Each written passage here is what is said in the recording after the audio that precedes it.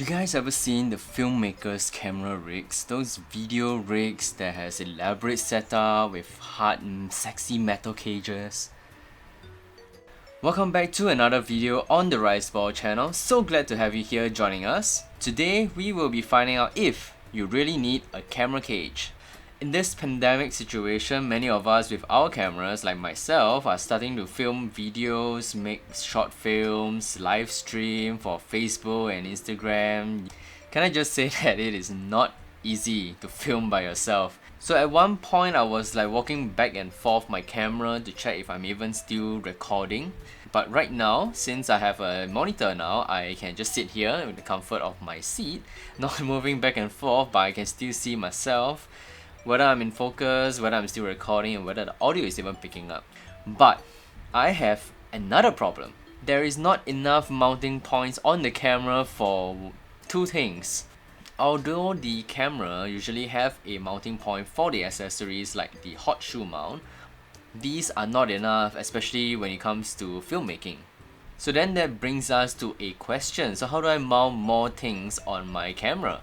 So when searching for answers online, we usually come across this term called the camera cage. There are many brands that is making this camera cage, but what is it actually for? The camera cage actually provides protection as well as additional mounting points in the form of screw threads and hot shoe mounts. So at this point, you would think that a camera cage might be a good idea to invest in. So again, let's decipher this in two scenarios. The first scenario will be a shooting by ourselves, for ourselves, like me. Number two will be shooting by ourselves, for other people.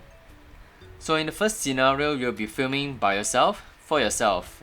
Your cameras are mounted on the tripod in a fixed position. If you have an external microphone and an external monitor, chances are your microphone will be on the hot shoe mount on your camera. In this case, the camera cage is pretty low on the priority list. I personally went through this consideration. I'm mostly doing static shots talking to you guys. My current camera setup only has a microphone and a monitor, not including lights of course. So when I was making a decision whether to get the camera cage or not, my decision is no. Not getting a camera cage for these particular reasons. My microphone can be mounted on the hot shoe mount. My camera is always on the tripod.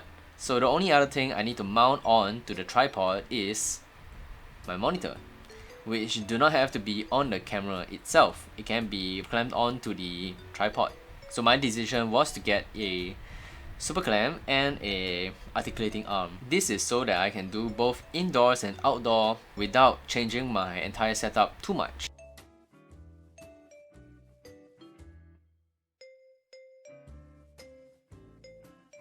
So when do you need a camera cage? This leads us to scenario 2. If you are filming for someone else alone, it would be a good idea to get a camera cage. Why? Camera cages are meant to provide a one unit convenience so that you can mount all your camera accessories like your external mic, your external recorder, your monitor, all on the camera cage.